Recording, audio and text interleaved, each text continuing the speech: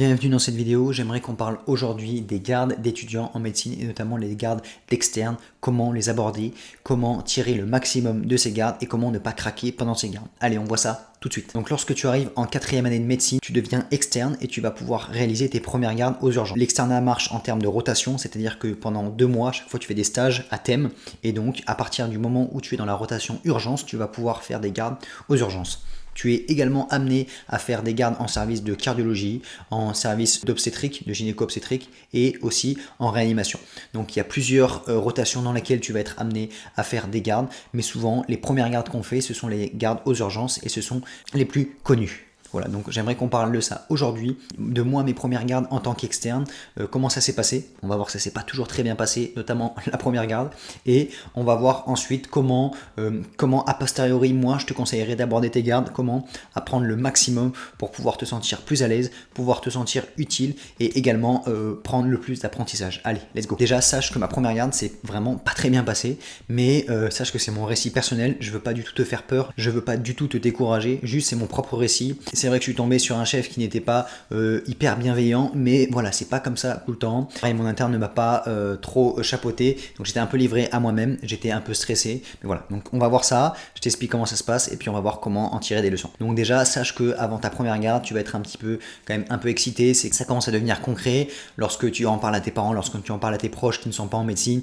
ils te demandent toujours est-ce que tu as eu ta première garde, etc. Eux, ils s'imaginent que ça va être comme dans Grey's Anatomy ou comme dans la série Urgence qu'ils ont regardé à l'époque. Mais bon, tu vas voir que c'est bien différent de ça. Donc en gros, pour ma première garde, je m'étais bien préparé, j'avais pris ma brosse à dents, j'avais pris mon chargeur, j'avais pris un collège, j'avais pris plein de choses pour pouvoir tuer le temps et pouvoir être prêt à toutes les éventualités.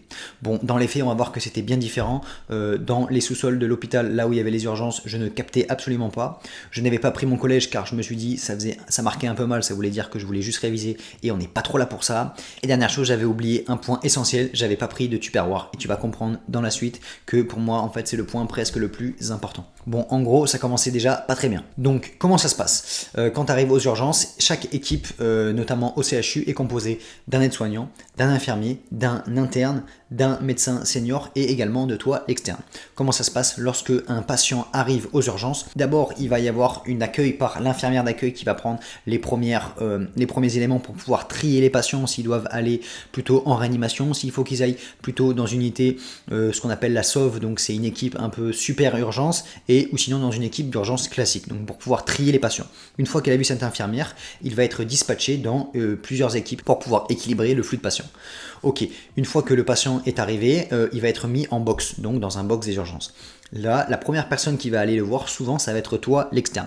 Donc ça va être la première personne parce que l'interne, il est en train d'examiner un autre patient, il est en train de donner un traitement à un autre patient, il est en train de faire les papiers de sortie d'un autre patient. Voilà, donc souvent, et le chef, c'est pareil, il est en train de finir les traitements, il est en train de regarder les bilans biologiques, il est en train d'essayer d'appeler le scanner, d'appeler des personnes. Voilà, donc souvent, la première personne qui va aller voir le patient, ça va être toi, et retiens bien cet élément car c'est un élément très important. Tu vas voir que si tu le souhaites, et il n'y a personne qui t'oblige à voir entre guillemets tous les patients, et moi le premier conseil que je pourrais te donner, c'est lorsque tu vas voir les patients, prends-les un petit peu comme tes patients personnels. Sache que l'interne ou bien le médecin senior ne prendra pas toujours autant de temps que toi à voir le patient, donc prends le temps d'aller le voir, de bien comprendre l'histoire, pourquoi il est là, de bien prendre tous ses traitements, de bien comprendre tous ses antécédents, de bien prendre tout ça, et afin de pouvoir faire un vrai mot, une vraie observation avec tout l'interrogatoire et tout l'examen clinique. Tu verras que souvent l'interne il rentre dans la pièce, ou bien le médecin senior il vient et il sait que c'est un problème pulmonaire, il va écouter 2 minutes les poumons, il va dire ok, on va faire un scanner, une radio, basta. Et voilà, toi tu as le temps de bien examiner, de tout faire, et donc je te conseille de faire ça bien, de déshabiller le patient entièrement, de le faire respirer pour pouvoir bien l'examiner, d'examiner le ventre, le cœur. Et voilà, des fois, on passe à côté de souffle, on passe à côté d'anomalies à l'auscultation, et de bien regarder toutes les parties du corps pour pouvoir, pour ne passer à côté de rien et pour faire un examen clinique qui est complet, et également pour le bien du patient, mais également pour le bien de ta formation. C'est le seul moyen que tu auras de te former correctement à l'examen clinique, c'est en le pratiquant toi-même. Et il n'y aura personne d'autre que toi qui le fera aussi bien si tu prends le temps de le faire. Donc ça vraiment, c'est le premier conseil. Prends le temps de voir chaque patient correctement et ne te mets pas de pression en termes de temps, il faut que tu voies tous les patients, etc. Ça, tu t'en fous. Tout ce que tu veux faire, c'est voir les patients et bien. Vaut mieux en voir 4-5, de comprendre l'histoire, de comprendre pourquoi ils sont là, de comprendre pourquoi on leur met tel traitement, etc. Plutôt que de voir tous les patients vite fait et de ne rien comprendre au dossier. Voilà, donc moi ce que je peux te conseiller, prends le temps de voir chaque patient précisément, prends du temps à l'interroger, etc. Alors après, c'est vrai que lorsqu'il y a un patient de 95 ans qui est complètement dément et qui ne peut pas te parler, tu ne pourras pas discuter avec lui. Par contre, ce que tu peux faire, c'est que tu peux récupérer le numéro de son fils, tu peux récupérer le numéro de son mari, de sa femme, des personnes qui sont en train de l'aider au domicile et d'appeler le médecin traitant, d'appeler la personne qui s'en occupe, afin de pouvoir prendre le maximum d'informations. Et sache que l'interne, le médecin senior, il n'aura pas toujours le temps de faire ça. Et si tu le fais, ce sera vraiment un vrai plus qui va te permettre d'apporter une vraie valeur. Et souvent, c'est le deuxième point. On a l'impression que quand on est externe, on sert simplement à faire le CG et à aller prendre les antécédents du patient et les traitements et de le marquer sur l'ordinateur. Mais moi, vraiment, ce que je peux te conseiller pour pouvoir avoir le plus de valeur ajoutée, que tu le ressentes toi-même, que tu as vraiment l'impression d'apporter, c'est de prendre le temps avec le patient, de comprendre tout, de comprendre ses antécédents, etc. etc. C'est un petit peu rébarbatif, mais c'est comme ça que tu vas pouvoir déjà, commencer à comprendre un peu les pathologies des gens, de comprendre les histoires, et vraiment tu vas pouvoir te plonger dans la pathologie du patient et pourquoi le patient est aux urgences à ce moment T. Des fois il y a un patient qui a une pathologie chronique et à un moment T il se retrouve aux urgences et toi tu dois comprendre pourquoi à ce moment-là le patient est là. Voilà, donc ça va être le cœur de ton activité. Il va falloir que tu te rendes dans chaque box, que tu interroges chaque patient, que tu les examines correctement. Lorsque tu examines les poumons, c'est pas par devant, c'est tu les fais relever, tu essaies de bien faire écouter l'arrière, ensuite écoute bien tous les foyers cardiaques, tu examines bien le ventre, tu regardes s'il n'y a pas de plaie au niveau des jambes, de choses comme ça. Tu essaies vraiment de synthétiser et de t'entraîner à l'examen clinique. Ensuite, pareil, lorsque tu auras vu un patient, tu vas devoir mettre un mot sur l'ordinateur et moi, je te conseille de t'entraîner à faire des beaux mots, pas des mots comme les orthopédistes qui font 2 lignes où c'est juste fracture, on opère, basta. Essaie de faire les choses bien, c'est pas toujours facile, ça prend du temps, mais tu verras que de faire des beaux mots, des choses précises, complètes, sera une vraie valeur ajoutée parce que ceux qui s'en occupent n'auront pas toujours le temps d'en faire. Lorsque tu es aux urgences et qu'on a 20 patients à s'en occuper, on peut pas faire ça.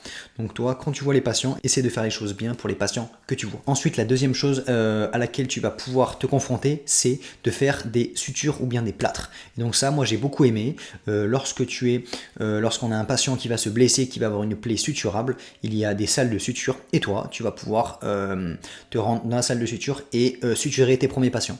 Effectivement, les premières fois, ça fait un petit peu peur, on n'a jamais suturé, mais on passe toujours par là. La première suture que j'ai fait, c'était une plaie de l'arcade chez une patiente sous anticoagulant, ça pissait le sang, c'était pas évident, mais voilà, la patiente elle était un peu démente, elle hurlait, etc. Mais on essaie de la calmer, c'est comme ça qu'on s'entraîne un petit peu sur le feu. Si vraiment tu as besoin d'aide, il ne faut pas hésiter à demander de l'aide, il ne faut pas se mettre en danger, pas se mettre le patient en danger, ni faire n'importe quoi. Et c'est un autre conseil que je te donne, n'hésite pas, n'aie pas peur de faire les choses lorsque tu hésites, etc. Tu te dis est-ce que machin, fais-le. S'il faut faire une prise de sang, n'hésite pas par exemple à demander aux infirmiers de te montrer et d'essayer d'en faire des prises de sang, tu sauras les faire. S'il faut faire des ponctions intra-artérielles, n'hésite pas à en faire pour les gaz du sang. S'il faut suturer, n'hésite pas à demander, à t'entraîner et n'aie surtout pas peur d'échouer, n'aie surtout pas peur de te mouiller, c'est comme ça que tu vas progresser. Les premiers chirurgiens, même les plus grands chirurgiens, au début, ils étaient nuls. Personne n'est fort sans pratiquer. Donc le seul moyen de s'entraîner à suturer, le seul moyen de progresser sur ces plâtres, le seul moyen de progresser sur des prises de sang, sur des prises, des ponctions vers des choses comme ça, c'est de les pratiquer. Si tu ne les pratiques pas, tu ne pourras jamais progresser. Donc essaye aux urgences de faire le maximum de gestes possibles, apprends à faire des ponctions veineuses, apprends à faire des ponctions intra-artérielles, apprends à faire des points, apprends à faire tout et n'importe quoi. Dès que tu peux te mettre sur un geste technique, lance-toi, même si tu es nul, c'est pas grave et il faut vraiment pas avoir peur. Moi, souvent, je mets un peu plus de temps que les autres, notamment pour suturer, etc. Mais une fois que le geste est ancré en moi, j'y arrive beaucoup mieux et je suis assez efficace. Mais je mets plus de temps. Mais c'est pas pour ça que lorsque je me trompe 2 fois, 3 fois, je perds espoir et je continue à persévérer. Tout le monde peut mettre plus ou moins de temps à faire certains gestes et donc vraiment, n'ayez surtout pas peur de piquer. Après, c'est sûr que si vous êtes avec un patient, vous piquez 2-3 fois, vous n'y arrivez pas, on va pas s'acharner non plus, c'est pas grave, on fera au patient suivant. Et parfois, certains patients, il faut avoir un peu plus d'expérience pour pouvoir réussir. Et c'est pas parce que vous voyez l'infirmier qui a 40 ans de métier qui va le piquer en 2 minutes qu'il faut désespérer. Vous vous entraînez sur 2, 3, 4, 5 patients et vous verrez que au début, peut-être que la première fois que vous allez être de garde, vous allez vous tromper 10 fois, 15 fois, vous n'allez pas réussir à piquer. Et ensuite, vous allez assimiler le geste. Et au bout de 1 mois, si vous êtes entraîné à chaque fois sur chaque garde, c'est obligé que vous arriviez à piquer un patient, par exemple. Voilà, donc vraiment, dès que vous pouvez faire des sutures, faites-les. Dès que vous pouvez faire des plâtres, vous les faites. Dès que vous pouvez faire des ponctions, vous vous entraînez. N'hésitez pas à vous rapprocher des gens compétents pour pouvoir apprendre, qui vous expliquent. J'en viens à un point suivant, n'hésitez pas à poser des questions. Il faut savoir être dans le bon équilibre, pas passer son temps à poser des questions, notamment à son interne ou à son chef. Si on le bombarde de questions, après on finit par être un peu lassé, on en a marre de tout le temps répondre aux questions. Il faut savoir apporter donc son expertise, par exemple en faisant des bons mots, en prenant bien les traitements, en prenant le temps d'interroger le patient, etc.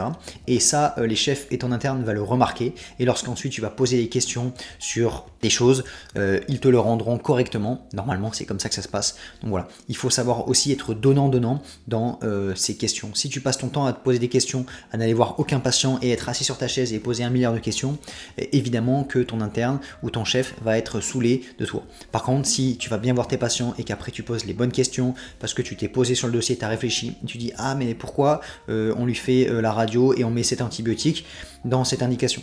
Et là, tu te seras posé sur le dossier, lui il a compris que tu as pris le temps, et ensuite il va pouvoir te répondre, et c'est comme ça que tu vas progresser. Ok, donc pense donnant, prends le temps d'aller voir les patients, de recueillir l'histoire, et également essaye de faire le plus de gestes possible et pose les bonnes questions.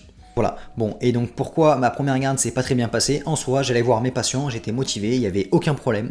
Sauf que, on a fait ça jusqu'à 2h du matin, entre guillemets, sans s'arrêter. C'est-à-dire que, voilà, moi qui fais de la musculation, qui ai l'habitude de manger toutes les 4-5 heures, quand à partir de 20h j'avais déjà un peu faim, pas très grave, tu sais que c'est ta première garde, tu vas pas commencer à aller crier au feu dès que t'as pas mangé à 20h pile, mais 21h, 22h, 23h, minuit, toujours pas de signe de vie. Toi, tu commences à avoir bien faim et malheureusement, j'avais préparé ma brosse à dents, j'avais préparé plein de trucs pour pouvoir être bien pendant la garde, mais j'avais oublié de prendre un tupperware ou bien des petits trucs à grignoter, des amandes, des petits trucs comme ça. Et donc, je me suis arrivé jusqu'à 2h du mat, on n'avait toujours pas mangé, j'étais complètement affamé. Et voilà, et donc ça, c'était un point qui m'avait un petit peu dérangé pendant ma première garde. Et donc, comment tu peux pallier à ça? Des fois, tu vas avoir un peu plus de chance et tu vas aller manger vers 22h. Sauf que le problème à l'hôpital, c'est que c'est un système un peu hiérarchisé. Et tant que le chef, entre guillemets, n'a pas mangé, toi, tu n'iras pas manger. Voilà, donc il y a certains chefs qui sont un peu calés, qui mangent à 21h, même s'il y a un peu de patients. Tant pis, ils vont manger, les patients ils attendent un peu et puis après ils reviennent. Certains chefs, notamment les jeunes et tout, ils vont manger à 2h du mat. Et tant que eux n'ont pas mangé, toi, tu n'iras pas manger. Donc ça, c'est un peu dommage. Donc après, personnellement, il faut pas non plus abuser, mais moi ce que j'avais fait, c'est que j'avais mes tupperwares, et des fois quand je voyais que c'était compliqué, qu'il y avait plein de patients, etc., en tant qu'externe, t'es pas, même s'il y a beaucoup de patients, des fois les patients ils arrivent et on met du temps ensuite à attendre les résultats biologiques, on met du temps à pouvoir trouver des places d'hospitalisation, donc tous les patients ne sortent pas, mais il n'y a pas entre guillemets toujours quelque chose à faire, mais c'est un peu compliqué d'aller manger parce qu'il faut gérer un peu tout, mais c'est pas toi qui gères, c'est l'interne, c'est le chef, et toi des fois t'es là, tu peux pas aller manger, t'attends et tu restes affamé quoi. Donc moi ce que j'avais fait, c'est que après je prenais mes tupperwares, je demandais aux infirmiers s'il y avait un endroit un frigo pour pouvoir mettre mon tube, et puis quand il y avait un petit moment de pause, tant pis, je prenais mon tube, j'allais le faire chauffer et puis je le mangeais comme ça en 10 minutes, mais au moins il était 22h et j'avais mangé et j'étais pas affamé jusqu'à 2h du matin. Et on va en venir au point suivant. Malheureusement, quand enfin finalement à 3h30 du matin on a fini par aller manger, qu'est-ce qui s'est passé? Et on est arrivé avec la bouffe de l'hôpital qui était dégueulasse en fait, faut pas se le cacher. Il y avait des vieux épinards avec du poisson pourri que personne n'aime, et voilà, je me suis retrouvé à bouffer à 3h du mat et j'étais affamé et il y avait que des trucs pourris à manger et j'étais dégoûté. Et voilà, et donc ça m'a un peu marqué sur ma première garde parce que on a mangé hyper tard. Ensuite, quand on a fini de manger, c'était beaucoup plus calme, il était 5h et la chef, et après voilà, je vais en venir au point juste après. Donc on a mangé, c'était dégueulasse, j'étais dégoûté, et moi qui faisais attention à mon alimentation, à la salle, etc., je me suis retrouvé à manger des trucs pourris. Après il restait que du pain, et donc il y avait des trucs pas top, donc j'étais dégoûté. Et ensuite, quand je suis rentré, il était 5h du mat, et il y a certains internes, certains chefs, les chefs eux vont se coucher, mais certains internes qui aiment bien rester debout même s'il n'y a pas de patients pour pouvoir attendre, pour pouvoir gérer les patients, parce que finalement vos listes des urgences ne changent ne sont rarement toutes vides, il reste toujours quelques patients et on attend les bilans, on attend de pouvoir lui trouver une place, on attend quelque chose et donc l'interne ne va pas toujours se coucher. Et donc au lieu de me proposer de dire bon écoute, moi j'ai 2-3 trucs à faire, c'est pas va te coucher, je t'appelle si il y a un nouveau patient, je t'appelle s'il y a des sutures, s'il y a un truc utile à faire, et au lieu de me proposer ça, j'étais sur la table des urgences, là où on est au bureau médical et je m'endormais sur ma table et en fait personne n'est venu voler entre guillemets à mon secours en me disant bon vas-y t'inquiète, il n'y a plus grand chose à faire, va te coucher, tu me laisses ton numéro et si vraiment il y a un problème on te rappelle. Et en fait on n'a pas fait ça et en fait je suis resté avachi à m'endormir sur place, debout dans des conditions déplorables jusqu'à 7, enfin jusqu'au lendemain matin. J'ai pas dormi la nuit alors que j'aurais très bien pu aller me coucher au moins 2-3 heures, c'est pas beaucoup mais c'est déjà un petit sommeil et voilà. Et pareil, au lieu de manger à 3h30 du matin, j'aurais très bien pu manger à 10h le soir, tant pis en 10 minutes, mais au moins j'avais mangé et voilà. Donc c'est un petit peu pour ça que ma première expérience de garde était un petit peu difficile, non pas en termes médical mais un peu en termes autour, parce que après je m'investissais avec les patients, j'ai essayé de faire des sutures et j'avais beaucoup aimé ça et j'ai essayé d'en faire un maximum après, même parfois certains externes qui aimaient pas trop, j'ai dit vas-y je te la prends et tu me remplaces un peu dans mon équipe et moi j'allais suturer et voilà. Et des fois il y avait 4, 5, 6, 7 sutures et il y avait 3-4 heures qui passaient hyper vite et voilà, tu fais ça à 8 heures, t'as fini, il est minuit et t'as passé une bonne partie de la garde et t'es trop content. Mais voilà, après c'est vrai que le fait de manger hyper tard, ce système un peu hiérarchisé où tant que le chef n'est pas allé manger, tu vas pas manger, ça m'avait un peu dérangé. Et donc ensuite ce que j'ai fait à mes gardes d'après, c'est que je prenais mes tupperwares. Donc moi je vous conseille vraiment de prendre à bouffe, c'est vraiment de prendre à manger parce que la bouffe de l'hôpital elle est pas bonne, elle est jamais bonne. Donc ça malheureusement c'est comme ça, hein. On nous donne la nourriture des patients, ce sont les petites barquettes, elles sont vraiment, c'est pas bon. Donc moi je vous conseille de prendre à manger, de vous prendre des petits trucs, des petites amandes ou quoi, des fois si vous avez un peu faim. Et puis voilà, si vous voyez que c'est très compliqué, qu'il y a beaucoup de patients et tout, moi des fois je suis allé m'éclipser 10 minutes, je suis allé me faire chauffer mon truc, j'ai mangé rapidement, mais au moins j'avais mangé, j'étais pas complètement affamé. Et voilà, faut parfois oser demander les choses. Pareil, quand il était 2-3 heures du matin, que la garde était assez calme et que personne ne me proposait d'aller dormir, il faut dire écoute, ça te dérange si je vais dormir un peu, je te laisse mon numéro, s'il y a un souci tu me rappelles. Voilà, il faut pas trop prendre sur soi, il faut pas penser que les gardes c'est horrible, savoir demander les choses, parce que souvent les gens ne vous demanderont pas, ne vous proposeront pas d'aller manger, d'aller dormir. Voilà, évidemment si c'est le feu, que personne n'a mangé et qu'il est minuit, enfin qu'il est 10h, tu vas pas dire bon moi je vais manger, fais les trucs et tout. Mais si tu vois qu'il y a un petit moment, c'est un peu calme, etc., et qu'il y a personne qui se bouge, qui est là, personne n'ose demander, tu dis soit tu pars 10 minutes manger un petit bout, soit tu dis voilà. Mais n'hésitez pas à revendiquer aussi vos droits, et c'est pas normal de faire 6-7 heures d'affilée sans manger, sans boire, sans dormir, sans rien. Voilà. Donc quand il y a des petits moments de pause, vers 3 heures du mat, que c'est plus calme, n'hésitez pas à demander si vous pouvez aller un peu dormir. S'il est 10-11 heures, que vous avez toujours pas mangé, qu'il est un peu plus tranquille, voilà, n'hésitez pas à prendre un petit temps, 10-15 minutes, à aller manger un petit bout, tant pis, et puis voilà. Donc le résumé, qu'est-ce que je peux retenir de ma première garde? Savoir prendre des initiatives, que ce soit en termes médicaux, donc d'aller voir les patients, d'aller se mouiller pour demander, de faire des sutures, pour apprendre auprès des infirmiers à faire des ponctions veineuses, des ponctions artérielles s'il y a des gestes. Voilà, si vous demandez, même si par exemple il y a une ponction lombaire par exemple, si vous ne demandez pas grand monde va vous proposer spontanément. Si vous dites est-ce que ça vous dérange si je peux essayer, voilà. Et la première peut-être que ça va être un peu difficile, mais après on va t'expliquer. Et puis une fois que tu en as fait 2-3, tu dis ça vous dérange si je peux essayer de faire la ponction lombaire, j'en ai déjà fait plusieurs. Et puis voilà, donc c'est comme ça qu'on progresse. Donc n'hésitez pas à prendre des initiatives en termes médicaux, mais également à 3h du mat de dire est-ce que ça te dérange si je vais aller me dormir, là c'est un peu plus calme, tu me rappelles, oui, non, voilà. Mais si vous le demandez pas, personne ne va vous le proposer. Ensuite le deuxième point, c'est de s'investir un maximum avec les patients. Ce sera le moment, s'il n'y a que toi qui pourra le faire aussi bien, et également de se plonger dans l'histoire clinique, de se plonger dans les antécédents, dans tout ça, pour vraiment assimiler, développer ton sens de raisonnement clinique et te faire ton propre avis. Des fois, c'est pas un scoop, hein. Il y a des patients, il y a des médecins qui font des erreurs, il y en a qui sont moins bons que d'autres, et tu verras que en faisant plusieurs gardes, tu verras des médecins qui sont plus pertinents que d'autres. Tu verras que, et des fois, c'est pas parce que tu es externe que tu n'as pas le droit d'avoir ton avis sur un dossier. Évidemment qu'un médecin qui a 20 ans d'expérience et il sait quand même ce qu'il fait, mais si tu développes au fur et à mesure ton sens de raisonnement clinique, tu tu as le droit parfois d'émettre des réserves. Alors tu n'es pas obligé tout le temps de le dire, mais tu peux des fois y mettre des réserves sur le raisonnement du clinicien et de faire ton propre raisonnement pour réfléchir. Et voilà, il ne faut pas être formaté, penser que tout le monde a la science infuse, il faut se créer son propre raisonnement et pour ça, il faut se plonger dans les dossiers, il faut comprendre le dossier, il faut s'entraîner à bien réviser ses cours à côté pour pouvoir créer ce raisonnement clinique et c'est comme ça que vous serez des bons médecins et que vous progresserez également pour l'internat. Et voilà, et donc ne te contente pas d'être simplement externe, c'est déjà super, mais il faut que tu prennes ton poste à cœur et que tu puisses apporter une valeur ajoutée pour les patients, mais également pour toi-même, pour pas que tu te sentes uniquement l'externe qui fait le CG, qui suit comme un petit toutou l'interne et qui le regarde faire l'examen clinique. Non, pendant que lui fait quelque chose, n'attends pas qu'il te dise ah, va voir le patient suivant.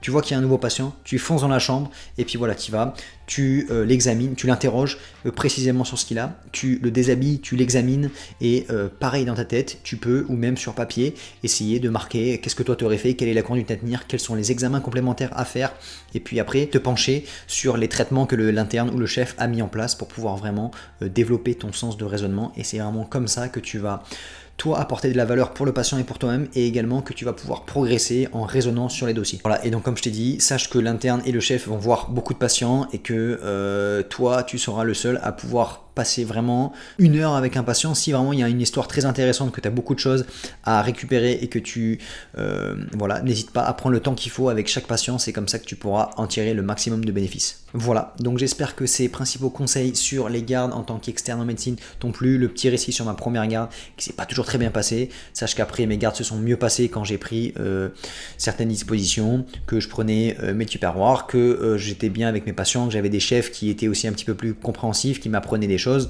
Voilà, c'est pas parce que ça s'est pas très bien passé que les autres gardes se sont moins bien passées. Voilà.